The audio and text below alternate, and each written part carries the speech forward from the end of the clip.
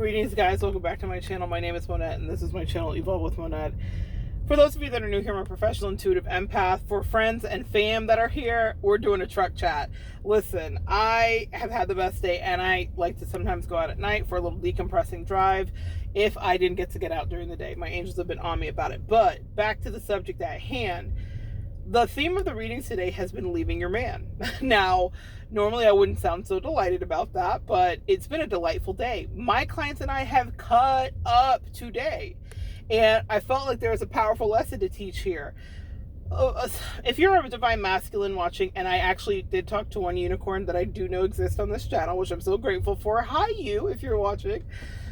Well, your feminine energy, and this is not for you because you guys feel like you're good. I feel actually really good energy for you and your partner who both watch, and I'm so grateful for your support. But what I will tell you is that you will not realize that your feminine is done with you until they are actually done. They will look you right in your face. They will smile. They will act like not a single thing is wrong. They will crease your pants. They will scramble your eggs. I'm thinking of that song, Superwoman, early in the morning, right? I put breakfast on the table. I make sure that your coffee has its sugar and cream. Come on now. Come on, Superwoman.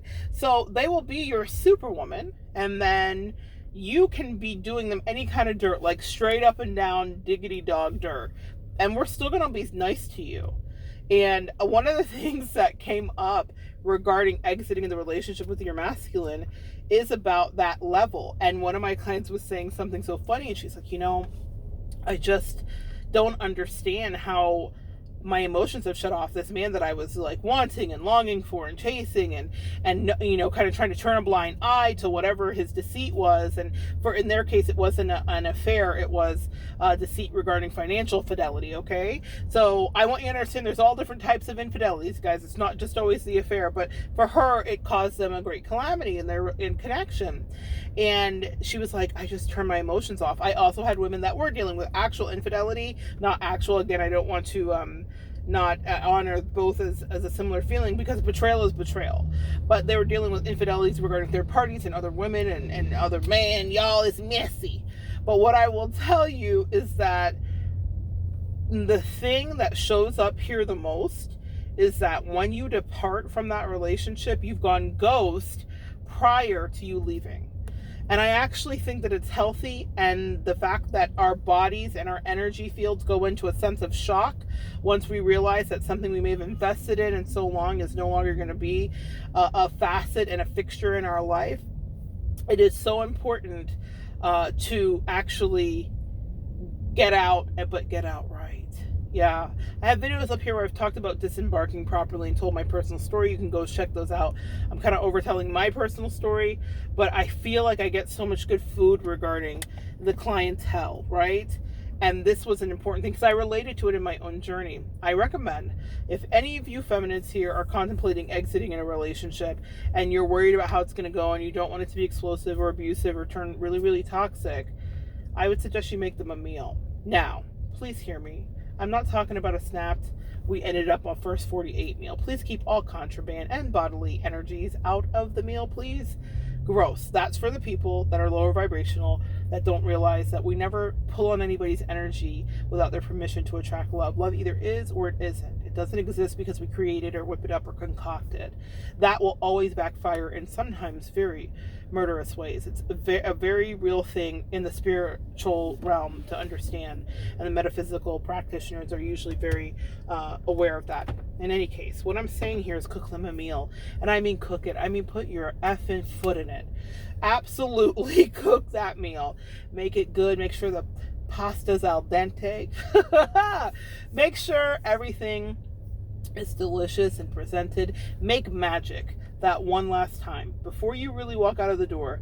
Make sure to make magic so that they remember exactly. It's not so much about like, let them see what they're missing. Yes, girl. Yes, queen. Go off. No. This is a different thing. This is for you, my loves. You're celebrating your emancipation, your impending and upcoming emancipation. You have been in a slavery kind of situation. Now, I'm not equating toxic marriages to the struggle of slavery as a black woman, But there has been this giving of oneself without any, usually, reciprocity. Someone who felt possessive and wanted to keep you in a certain place. And you got yourself free. That deserves a really good Uber Eats order or a meal that's cooked, that's celebratory. Enjoy it with them. Laugh with them. With your mouth open. With all of your teeth exposed. Toast with them even, if you want to. Prattle as you wash dishes together and clean up. Or don't. Chat about whatever you watch on TV. Because you know something that they may not, which is that you're actually, finally, free. Make them a meal. They'll share it with you, but the meal is celebrating your own justice and your own new life beginning. The meal that I made for the person was not anything worth, celebrating. It wasn't some big extra thing. But I did make sure that the pasta was al dente. And I made sure the presentation was pretty good. I made a few meals in that last moment. So good that she took pictures to show to the person that she was betraying me with. That's a hell of a meal, ladies. Now, I am a classically trained chef. I have been to culinary school. So I know how to make presentation good. But the irony, the chef's kiss, c'est magnifique, that she sent it to that lady. I wanted to rhyme there. Y'all know what I wanted to put in there. The chef's kiss. I remember watching her as she lied to me. Oh, I'm just sending this to co-workers. But she was sending it to that lady. And I remember thinking how checked I had been and what detective work I had done energetically and how I knew what would happen in the aftermath no matter what she thought in the absence of me. Make them a meal, guys. Watch them. I watched her eat it. And I made enough that she could eat on it for weeks. Enough to freeze. Because I knew that by the time she had the third helping, that she would understand the reality that I wasn't returning. And something about that made me really, really happy that she'd have to go home at the end of a long day of doing whatever the hell she did and look into that cavernous fridge and see the only thing there worth eating. A meal that I made that she'd probably spend a few more days after that reheating. Make them a meal. But if you're doing that, know that you're walking away. You can't play these games. I counsel people every day that want to be like, well, if I walk away, will they come back and this and that? Listen to my voice, guys. Listen to the Steeler Resolve. I didn't play any of those games. Sometimes someone can betray you in such a deep way that you do them a favor to really disembark and never reconnect with them and never hear their voice again and never, ever, ever, ever allow them back in. In order for me to do this work, and God, let me tell you, last year was a slog the first half because I was in a dark night. In order for me to do this work, I couldn't ever be in a relationship with somebody like that again who had betrayed me and never treated me right. Or often took pleasure, actually, in not treating me right. And I didn't really have any way that I could compartmentalize that, and it meant that it would put my work in jeopardy to ever be in contact. Think about that, guys. It would have put my work in jeopardy to ever be in contact with her because energetically I would be holding her accountable. I would turn into the worst version of myself.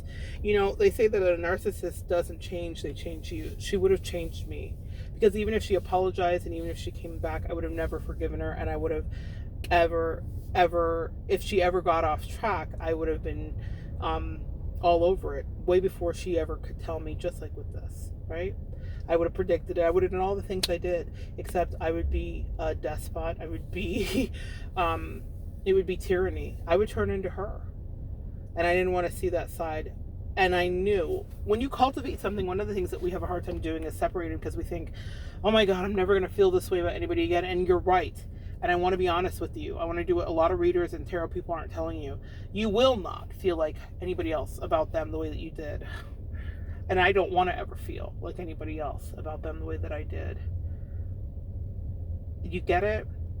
It's a double-edged sword. There are some things you cannot regenerate. Time, youthfulness, innocence. These are things you cannot regenerate. There are some things that you don't want to regenerate. And that's your rage. It simmers down after the initial betrayal. And it hardens into something steely and dangerous. And that is why you don't go back. And you don't get back in contact, because the devil's funny about stuff like that. He likes to see, can I get these little empaths and earth angels into a darker, lower vibration energy? And nothing like looking someone who's betrayed you in the face and doesn't want to talk about what they did and wants to gloss over and thinks you should just forget that they did this whole thing. Girl, there's nothing like it that makes you want to be your lowest self. I did my person a favor, and maybe you should do your person a favor too. I made sure that she never had access and there was no more harm that she could do. Because I don't find that she'll be irredeemable, or excuse me, I do think she's irredeemable. That was a Freudian slip. I guess that's the truth. I think she's irredeemable. I was going to try to say something nice, like she could be redeemable, but my angels, you just heard what happened. I see. That's why I stay away. She's irredeemable to me. She's, there's a thing from The Incredibles where there's a meme and he says, you're weak and I've outgrown you. It's something like that. But yeah, there was a weakness. There was like this yellow belly cowardice energy with her that so was a turnoff for me in friendship and in any other way.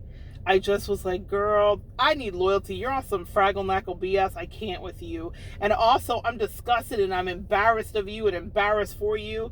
It was a lot. And maybe that's how you feel about your partner. And that's why I could not. I was like, girl, you win. I really was as kind as I could be and gave her the best advice I could. But I was just disgusted. And now I don't feel it in the wretches of my soul. But it's solidified. And it has taken a hold. I'm not going to lie.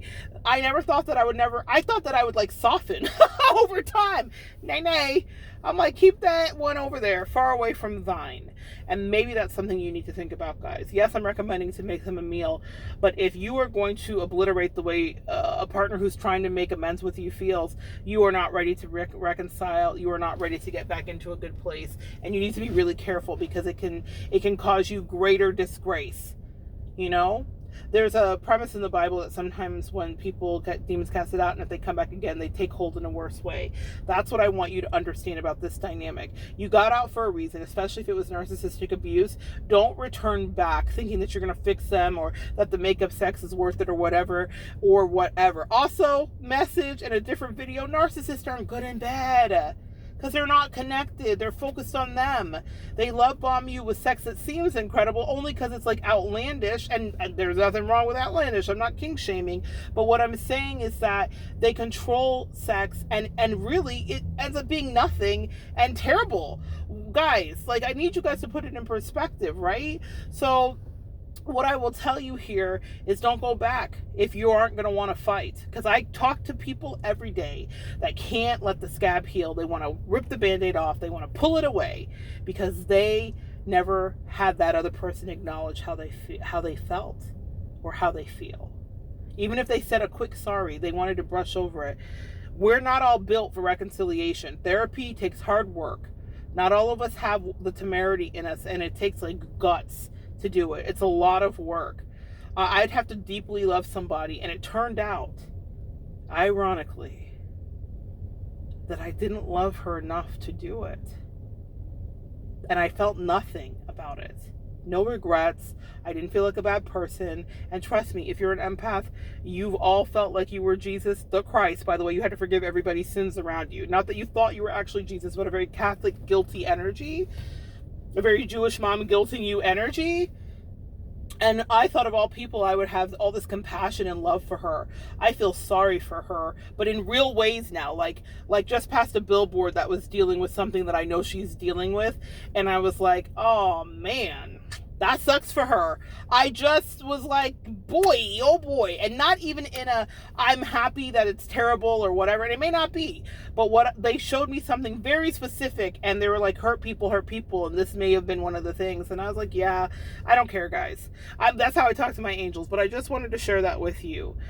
You may feel that same way like I do, that it is something that was beyond the pale and too much for you to kind of process and transmute. Please assess that. That is wise. I did her a favor by not being in her life. No reconciliation needed to happen. I would punish her eternally because I never felt what she did. Or, well, because she just didn't do right by me. And of all people, I expected different. And whoever betrayed you, you will feel similar, right? But if you can't go to bed with them at night, and if you can't be around them and not want to hold them accountable, you'll find yourself in a not good situation. I would steer clear just for your own mental health. This is not about it having to go all the way there. But I'm saying, like, yeah, just for your own mental health. They don't even deserve it. That's nice, and that's all like therapists speak, but they didn't earn it. And you get to move on, and maybe it won't be the same, and you'll have new adventures and new things to figure out and all that stuff, and that's fun too. That's amazing, actually, y'all. All that new bullshit, it's amazing. However, the thing about it is being with someone who chose a new boo over you and then cultivated all of that juicy, wonderful stuff that you were never, quote unquote, if you were in an abusive relationship, allowed to do. Double standards, right? Especially with our masculines, we see that happen all the time. You deserve a new boo. You deserve butterflies. You deserve happiness. And you deserve not to have to feel like you're going to go back to this immediate, like, boring life that you had with him when you were so unsatisfied. It's hilarious to me how many women call in, and men, that are in the third part of the cheating dynamic, and they're on the outside, and they're like, the thing about it is I was unhappy for so long. And I'm like, yeah, but when the third party got in, you started to look at it wrong. I did. And you started to clamor and started to feel all this weird stuff. And then the thing about it is I realized, like, oh, the third party came in because enough was enough. That's what any third party is about. I know this started out with Make Him a Meal, but here's the message. You guys are queens. Any third party was about you realizing your worth. They chose somebody else over you. God bless them. You can't keep looking back and being like, well, I hope they die. I literally wanted my person to be happy. I wanted her off my hands. I was grateful. Eventually, y'all know it didn't happen immediately, but I really, truly, I was like, fuck, this is one of the best things that ever happened to me. I didn't realize how much I was holding myself back because they were mediocre, less than mediocre, and I was really, I'm a go-getter and a pusher, and a lot of you guys are too. And just because their life was sad, then I felt like I had to make it. No, we don't match. We are not the same. I am a Martian. That's Lil Wayne, yeah? We are not the same. I am a Martian, and now I embrace that. I'm okay with that. But I didn't want to, like, try to mend anything and, like, oh, let's go kumbaya and go to a cabin. And her little crazy person was worried about, oh, she's going to come back. You're in love with her. Of course she's in love with me, dummy. Did you see the meal I made? Make them a meal. Of course she is. Of course she misses me. Of course she wants to talk to me. And your person does too. One of the number one questions I get, do they miss me? Are they thinking about me? Yes.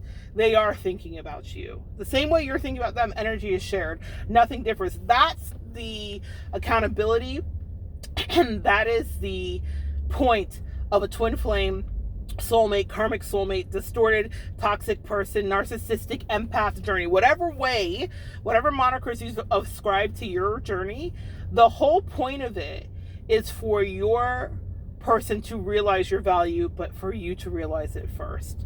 And that doesn't mean that they come back when they think they want to now obey their thirst. Their thirst always will take them in different directions.